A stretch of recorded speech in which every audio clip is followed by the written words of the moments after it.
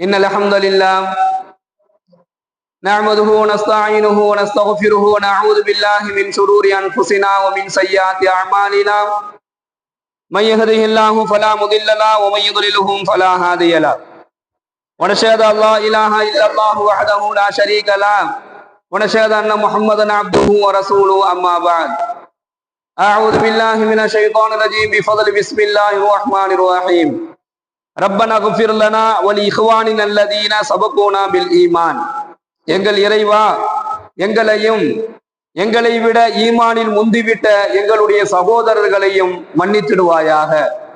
வலா தஜால் ஃபீ குலூபினா வில்லல் லில்லதீன ஆமனு, எங்கள் இறைவா ஈமான் கொண்டவர்களை பற்றி எங்களுடைய உள்ளங்களில் குரோதத்தை ஏற்படுத்தி விடாதே. ரப்பனா இன்னக ரഊஃபுர் ரஹீம், இறைவா நீயே கிருபையாளன் அருள் புரியக்கூடியவன். கண்ணியமிக்க அல்லாஹ்வின் நல்லடியார்களே சகோதரர்களே, வலா தஜஅல் ஃபீ குலூபினா கில்லல் லல்லதீன ஆமனு, இந்த துஆவில் அல்லாஹ் சொல்லி தரக்கூடிய இந்த இரண்டாவது ஒரு விஷயம், ஈமான் கொண்டவர்களை பற்றி எங்களுடைய உள்ளங்களில் குரோதத்தை நீ ஏற்படுத்தி விடாதே என்கின்ற துஆவை என்கின்ற அந்த வார்த்தையை அல்லாஹ் சொல்லி தரான். பெருமானார் ஸல்லல்லாஹு அலைஹி வஸல்லம் அன்னவர்கள் சொன்னார்கள், ஒரு முஃமினுடைய உள்ளம் காபாவை போன்று புனிதமானது என்பதாக சொல்வார். காபாவை போய் இடிக்கிறதையோ அல்லது காபத்துல்லாவை அசிங்கப்படுத்துவதையோ ஒரு முஸ்லிமான ஒரு முஃமினான சகோதரர் விரும்புவாரான்னு சொன்னா விரும்ப மாட்டார். அது புனிதமானது, அது கண்ணியப்படுத்தப்பட வேண்டியது. அதே போன்றுதான் ஒரு முஸ்லிமினுடைய உள்ளம் என்பதாக ஸல்லல்லாஹு அலைஹி வஸல்லம் சொல்றாங்க. எனவே யாருடைய உள்ளத்தையும் நீங்க நோக்கடிக்காதீங்க, யாருடைய உள்ளங்களையும் நீங்கள் என்ன செஞ்சிடாதீங்க, உடைத்து விடாதீர்கள் என்பதாக சொல்வார்கள். நீங்கள் சொல்லக்கூடிய வார்த்தையாலோ நீங்கள் செய்யக்கூடிய செயலாலோ ஒரு முஸ்லிமான சகோதரருடைய உள்ளம் உடைந்து போகக்கூடிய அளவுக்கு நீங்க நடந்துக்காதீங்க. அப்போ நம்முடைய நடைமுறைகளில் இது ரொம்ப கவனமாக நாம் கவனிக்க வேண்டிய விஷயம். சர்வ சாதாரணமாக வார்த்தைகளால், சொல்லால், வார்த்தையால், செயலால் என்ன செஞ்சிடறோம், இன்னொருடைய உள்ளத்தை ரொம்ப இலகுவாக நோகடிக்கக்கூடிய ஒரு செயல் இருக்குது. அல்லாஹ் பாதுகாக்கணும். அப்ப வலா தஜால் ஃபீ குலூபினா கில்லல் லில்லதீன ஆமனு, ஈமான் கொண்டவர்களை பற்றி எங்கள் இறைவா எங்களுடைய உள்ளங்களில் எந்த விதமான ஒரு குரோதத்தையோ விரோதத்தையோ என்ன செஞ்சிடாத, வெறுப்பையோ நீ ஏற்படுத்தி விடாதே என்ற துஆவை நாம் அல்லாஹ்விடத்துல கேட்க வேண்டும் என்பதை இந்த துஆவின் வாயிலாகவே அல்லாஹ் நமக்கு சொல்லித்தரா. அத்தகைய ஒரு குணத்தை அல்லாஹ் நமக்கு வழங்குவானாக. கண்ணியமிக்க அல்லாஹ்வின் நல்லடியார்களே சகோதரர்களே, பெருமானார் ஸல்லல்லாஹு அலைஹி வஸல்லம் அவர்கள் சொல்கின்றார்கள், இந்த உலகம் 4 நபர்களுக்கானதுதான். அதுல 2 பேருக்கு இந்த உலகத்துல அல்லாஹு தஆலா சிறந்ததை அல்லாஹ் வழங்கிடுவான். அதுல 2 பேருக்கு அல்லாஹு தஆலா இந்த உலகத்துல ஆக தீயதை அவர்கள் பெற்றுக்கொள்வார்கள். அல்லாஹ் கொடுக்க மாட்டான். எப்பவுமே தன்னுடைய அடியார்களுக்கு நலவை மட்டுமே அல்லாஹ் நாடுகிறான், தீமையை அல்லாஹ் நாடவில்லை, மாறாக அவர்களே பெற்றுக்கொண்டது என்பதாக அல்லாஹ் சொல்றான். இந்த உலகம் 4 நபர்களுக்கானது. அதுல முதலாவது நபர் எப்படி இருப்பார் அப்படின்னு சொன்னா, அவரிடத்துல பணம் இருக்கும், பொருளாதாரம் இருக்கும், வசதி வாய்ப்பு எல்லாமே இருக்கும். அந்த அது இருக்கக்கூடிய எல்லாத்தையும் வைத்துக்கிட்டு அவர் என்ன செய்வார்னா, அல்லாஹ் எதை தனக்கு கடமையாக ஆக்கி இருக்கிறானோ அதை சரியா நிறைவேற்றி இருப்பார். பெரிய வசதி வாய்ப்பா இருப்பார், பணம், பொருளாதாரம், காசு பணம் எல்லாமே இருக்கும். ஆனால் இறை கட்டளைகளுக்கு அவர் மாறு செய்ய மாட்டார். அல்லாஹ் தனக்கு கடமையானதை அவர் நிறைவேற்றி கொண்டே இருப்பார். அல்லாஹ் தனக்கு கொடுத்திருக்கக்கூடிய பொருளாதாரத்திலிருந்து என்ன செலவு செய்யணுமோ அதை செலவு செய்வார். ஜக்காத்து கொடுப்பார், தர்மங்கள் செய்வார், சதகா செய்வார், சதகத்துல் ஜாரியா செய்வார். அல்லாஹ் தனக்கு கொடுக்க அதிலிருந்து ஒரு பகுதி என்ன செஞ்சுக்கிட்டு இருப்பாரு, அல்லாஹ்வுடைய வழியில் அவர் செலவு செய்து கொண்டே இருப்பார். இன்னும் அவருடைய பணமோ பொருளாதாரமோ வசதி வாய்ப்போ அவருடைய இபாதத்துக்கு இடையூறாக இருக்கார், அவருடைய தொழுகைக்கு அது இடையூறாக இருக்காது, தொழுகையும் அவர் நிறைவேற்றுவார். இத்தகைய நபர்.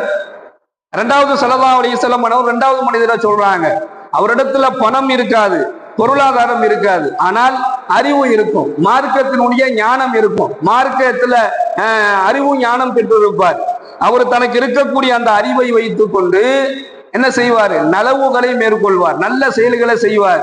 அவர் உள்ளத்துல என்றாரு, எனக்கும் அல்லாஹ் கொடுத்திருந்தால் இதான் இந்த நியத்து தான் சாதிக்கும் நிய்யா, உண்மையான நிய்யத் என்பதாக ஸல்லல்லாஹு அலைஹி வஸல்லம் சொல்றாங்க.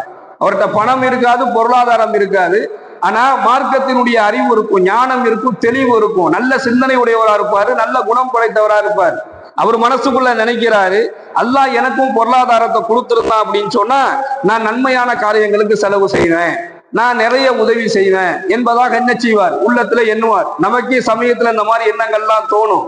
நம்மள்ட்ட கொடுத்துருந்தா நம்ம என்ன செய்யலாம், நாம நிறைய செஞ்சிருக்கலான்னு.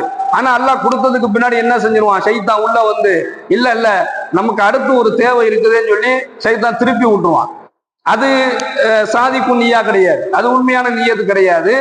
ஆனா உள்ளத்துல அவர் உண்மையாகவே என்றார், அது அல்லாஹ் அறிவான். யாருடைய நீயத்து உண்மை, யாருடைய நீயத்து பொய்யுங்கிறது அல்லாஹ் அறிவான். ஸல்லல்லாஹு அலைஹி வஸல்லம் சொல்றாங்க, ரெண்டாவது நபர்கிட்ட பணம் காசுலாம் இருக்காது, மார்க்க அறிவு இருக்கும், தெளிவு இருக்கும், நல்லவரா இருப்பாரு. அவர் உள்ளத்துல நினைக்கிறாரு, நமக்கு அல்லாஹ் கொடுத்திருந்தான்னு சொன்னா நம்ம நன்மையான காரியங்களுக்காண்டி செலவு செய்யலாம், நம்ம அல்லாஹ்வுடைய பாதையில செலவு செஞ்சிருக்கலாம் என்பதாக உள்ளத்துல என்றாரு. இப்போ மேலே உள்ள நபர் பணம், பொருளாதாரம், வசதி வாய்ப்பு இருந்து எல்லா நன்மையான காரியங்களையும் செய்யறது மட்டும் அல்லாமல் தான தர்மங்களும் செய்யறார். இவருக்கு அல்லாஹ் தஆலா சிறந்த நற்கூலியை வழங்குவான். அதே போன்று இரண்டாவது நபர் பணம், காசு, பொருளாதாரம்லாம் இல்ல, ஆனா சாதிக்கும் நீயா உண்மையான நீயத்து இருக்கு, அல்லாஹ் கொடுத்திருந்தானா நம்ம செலவு செய்யலான்னு உண்மையா மனசுல நினைக்கிறாரு. இந்த ரெண்டு பேருக்கும் ஈக்குவலான நன்மையை அல்லாஹ் வழங்கிடுவான்.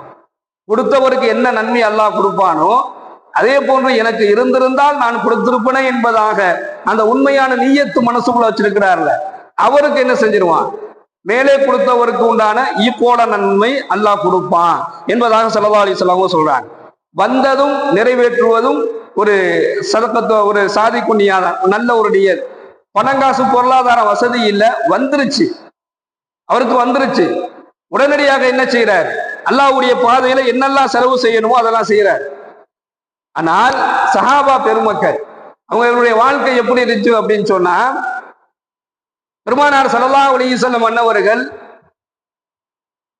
சதகாவினுடைய நன்மைகளை, தர்மத்தினுடைய நன்மையை, ஜக்காத்தினுடைய நன்மையை அதிகமாக சஹாபாக்கள்கிட்ட சொல்லிக்கிட்டே இருப்பாங்க. அல்லாஹ்வுடைய பாதையில தன்னால் முடிந்த வரையிலும் சஹாபாக்கள் எதெல்லாம் கொடுக்க முடியுமோ அதெல்லாம் கொடுத்துருவாங்க. எதையுமே எடுத்து வச்சுக்கிட்டு கொடுக்கறதுல சஹாபாக்களுடைய பழக்கம். என்னெல்லாம் கொடுக்க முடியுமோ அதெல்லாம் கொடுத்துருவாங்க. சில சஹாபாக்கள்னால கொடுக்க முடியாது, ஏன்னா அவங்கள்ட்ட எதுவுமே இல்லை. அவங்கள பத்தி ஸல்லல்லாஹு அலைஹி வஸல்லம் எந்த குறையும் சொல்ல மாட்டாங்க. இருந்தாலும் அந்த சஹாபாக்கள் என்ன செய்வாங்க அப்படின்னு சொன்னா, போய் வேலை செஞ்சு அதுல வரக்கூடிய பொருளாதாரத்தை, அதுல கிடைக்கக்கூடிய காசை கொண்டு வந்து ஸல்லல்லாஹு அலைஹி வஸல்லம் கொடுப்பார். அருமையான சகோதரர்களே, நாம உழைத்து தான் தர்மம் செய்யறோம், அது நம்ம பழக்கம். ஆனால் சஹாபாக்கள் தர்மம் செய்வதற்காக வேண்டிய உழைத்தார்கள் என்பதாக வரலாறு சொல்லும். நாம செய்வோமா அந்த வேலையை? ஒருத்தருக்கு நாம தர்மம் கொடுக்கணுங்கிறதுக்காக வேண்டி நாம உழைக்க போவோமா? நம்ம வேலைக்கு போறது எதுக்கு? நமக்காக வேண்டி. அதுல இருந்து மிஞ்சிச்சுனாதான் நம்ம கொடுப்போம். ஆனால் சஹாபா பெருமக்கள் தர்மம் செய்வதற்காக வேண்டிய போய் வேலை செய்வாங்க. ஏதாவது ஒரு வேலை செய்வாங்க, ஒரு பொருளை எடுத்து வாகனத்துல ஏற்றி விடுற வேலை, தண்ணி இறைச்சி கொடுக்குற வேலை, அந்த தோட்டங்களுக்கு தண்ணி ஊத்துற வேலை, இந்த மாதிரி வேலைகள்லாம் பார்த்துட்டு அதுல இருந்து வரக்கூடிய காசை கொண்டு வந்து ஸல்லல்லாஹு அலைஹி வஸல்லம் கொடுப்பாங்க. அல்லாஹ்வுடைய தூதரை எங்களுடைய பங்காக இதை நீங்கள் வைத்துக் கொள்ளுங்கள் என்பதாக சஹாபா பெருமக்கள் கொடுப்பார்கள் என்பதாக நம்ம வரலாறுல பார்க்கிறோம்னா, நியமிக்க சகோதரர்களே, அப்போ அல்லாஹ்வினுடைய திருப்தியை பெறுவதற்காக வேண்டி அந்த சஹாபா பெருமக்களினுடைய ஈமானினுடைய வெளிப்பாடுதான். அப்ப யாரையுமே அவர்களுடைய உள்ளங்கள்ல என்ன செஞ்சிட மாட்டாங்க, ஒரு குரோதமாக அவர்கள் எண்ண மாட்டார்கள். யாருக்கு அல்லாஹ் இந்த ஈமானியத்தை கொடுப்பான் அப்படின்னு சொன்னா, யாருடைய உள்ளம் தூய்மையாக இருக்குதோ, வெறுப்புகளை விட்டு, குரோதங்களை விட்டு, கோபங்களை விட்டு யாருடைய உள்ளம் தூய்மையாக இருக்குதோ அவங்களுக்கு என்ன செஞ்சிருவான் அல்லாஹ், இது போன்ற நல்ல செயல்களை செய்யக்கூடிய ஒரு ஆர்வத்தையும் அல்லாஹ் வழங்குவான். மீதம் இருக்கக்கூடிய ரெண்டு நபர், இவங்களை பத்தி ஸல்லல்லாஹு அலைஹி வஸல்லம் சொல்றாங்க, அவர்கிட்ட பணம் இருக்கும் ஆனா அறிவு இருக்காது. பணம் வச்சிருப்பாரு, நல்ல நிறைய பொருளாதாரம் இருக்கும், ஆனா அவருக்கு அறிவு இருக்காது.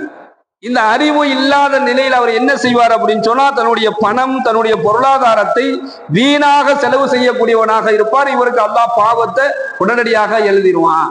இவரு பாவத்தினுடைய பாவம் இவருக்கு எழுதப்பட்டுரும். நான்காவது ஒரு நபரை சொல்றாங்க, அவர்கிட்ட பணமும் இருக்காது, அறிவும் இருக்காது, ஆனா அவர் என்ன செஞ்சுக்குவார், வெளியில சொல்லிக்குவார், என்கிட்ட பணம் இருந்துச்சுன்னா எனக்கு நான் இதெல்லாம் செஞ்சிருவேன், அதெல்லாம் செஞ்சிருவேன் என்பதாக வெளி வாய் வார்த்தையாக ஃபசாது செய்து கொண்டே இருப்பாரு. இவருக்கும் மேலே உள்ள நபர் பணம் இருந்தும் அறிவில்லாமல் தன்னுடைய பொருளாதாரத்தை, பணம் காசு பொருளாதாரத்தை வீணாக செலவு செஞ்சவர். இந்த வீண் செலவு அல்லாஹ் விரும்ப மாட்டான். எப்பவுமே அல்லாஹு தாலா அல்லாஹ்விற்கு பிடிக்காத ஒரு செயல் அப்படின்னு சொன்னா அந்த வீணான செலவினங்கள் செய்வது. உண்ணுங்கள் பருகுங்கள் வீண் விரயம் செய்யாதீங்கன்னு அல்லாஹ் குர்ஆன்ல சொல்றதை போன்று எதையுமே வீண் விரயம் செய்யறது அல்லாஹ் பிடிக்காது. பணம் காசு மட்டுமல்ல, எதையுமே வீண் விரயம் செய்வது அல்லாஹ்விற்கு பிடிக்காது. அப்ப இந்த வீணாக செலவு செய்தவரும் பணமும் இல்லாம அறிவும் இல்லாம வெறும் வார்த்தையால் வாய் ஜவடாலா பேசிக்கிட்டே இருக்கிறாருல்ல, இந்த தன்மை உள்ளவர். இந்த ரெண்டு பேருக்கும் ஈத்தோலான பாவம் எழுதப்படும் என்பதாக ஸல்லல்லாஹு அலைஹி வஸல்லம் சொல்றார். இதுல உண்மையான அல்லாஹ்விடத்துல நற்கூலியை பெறக்கூடியவங்க யார் அப்படின்னு சொன்னா சாதிக்கு நீயா, உண்மையான நீயத்துடையவர்கள் என்பதாக ஸல்லல்லாஹு அலைஹி வஸல்லம் அவர்கள் சொல்லி காண்பிக்கின்றார்கள். கண்ணியமிக்க சகோதரர்களே, ஒரு முஸ்லீம் அல்லாஹ்விடத்துல துஆ கேட்டால் அதுல இந்த மூன்றுல ஒண்ணு அல்லாஹ் நடத்தி கொடுத்துருவான். அதனாலதான் குர்ஆன்ல 40 துஆவை அல்லாஹ் சொல்லி தரான். 40 துஆ, ஒரு துஆ ரெண்டு துஆ சொல்லல, 40 துஆவை அல்லாஹ் குர்ஆன்ல கற்றுத்தருடைய நோக்கம் என்ன தெரியுமா? நம்ம அல்லாஹ்ட்ட துஆக்களை பிரார்த்தனைன்னு கேட்டுக்கிட்டே இருக்கணும்னு சொல்லி. ஒரு முஸ்லீம் துஆ கேட்டால் இந்த மூன்றுல ஒன்று நிச்சயமா அவருக்கு நடக்கும், நடக்காம இருக்க துஆ வீணாவே போகாது. ஸல்லல்லாஹு அலைஹி வஸல்லம் சொல்றாங்க, அஹ்மதுல இந்த ஹதீஸ் இடம்பெறுது, ஒரு அடியான் கேட்கக்கூடிய பிரார்த்தனையில பாவம் இல்லை அப்படின்னு சொன்னா, கேட்கக்கூடிய பிரார்த்தனையில பாவம் இருக்கக்கூடாது. பாவம்னா என்னங்க? பாவமான காரியம் நடைபெறுவதற்காக அல்லாஹ்ட்ட துஆ கேட்கிறாரு. யா அல்லாஹ், எனக்கு பணமே இல்லை, நான் இவர்கிட்ட போய் நான் வட்டிக்கு வாங்க போறேன், நான் கேட்ட உடனே அந்த வட்டிக்கார பணம் கொடுத்துடணும் அப்படின்னு பாவமான காரியத்தை முன் வச்சு கேட்கக்கூடிய துஆ. இது மாதிரி எல்லாமே எவ்வளவு விஷயங்கள் இருக்கும். இது உதாரணத்துக்கு தான், இது எவ்வளவு விஷயம் இருக்கு அதை நம்ம சேர்த்துக்கலாம். பாவத்திற்காக வேண்டி அவருடைய பிரார்த்தனையில் பாவம் இல்லை என்றால் அந்த துஆவை அல்லாஹ் ஏத்துக்குவான். இரண்டாவது, உறவை முறிக்கக்கூடிய வார்த்தை அதில் இருக்கக்கூடாது. சொந்த பந்தங்களை முறிக்கக்கூடிய வார்த்தை இருக்கக்கூடாது. யா அல்லாஹ், இந்த மாதிரி என் சொந்தக்காரன் இவனுக்கு எனக்கு இனிமேல் என்ன செய்யக்கூடாது, எந்த தொடர்புமே இருக்கக்கூடாது, எனக்கும் அவனுக்கும் இல்லை, எல்லாத்தையுமே கட் பண்ணி விட்டுரு அப்படின்னு சொல்லி உறவை முறிக்கக்கூடிய வார்த்தை துஆவுல இருக்கக்கூடாது. அது இல்லை அப்படின்னு சொன்னாலும் அதே போன்று இந்த ரெண்டு விஷயம் அவருடைய துஆவுல இல்லைன்னு சொன்னா உடனடியாக ஒரு துஆ ஏற்றுக்கொள்ளப்படும். பாவம் இல்லாமல் உறவை முறிக்காமல் கேட்கக்கூடிய துஆ அல்லாஹ் உடனடியாக ஏற்றுக்கொள்வான். சரி, அல்லாஹ் என்ன கொடுப்பானா? மூன்றுல ஒண்ணு அல்லாஹ் கொடுத்துருவான். ஒண்ணு, அவர் என்ன கேட்டாரோ அதை அல்லாஹ் கொடுத்துருவான். ரெண்டாவது, அந்த துஆவிற்கு பகரமாக அல்லாஹ் மறுமையில அவருடைய அந்தஸ்தை உயர்த்தி தருவான்.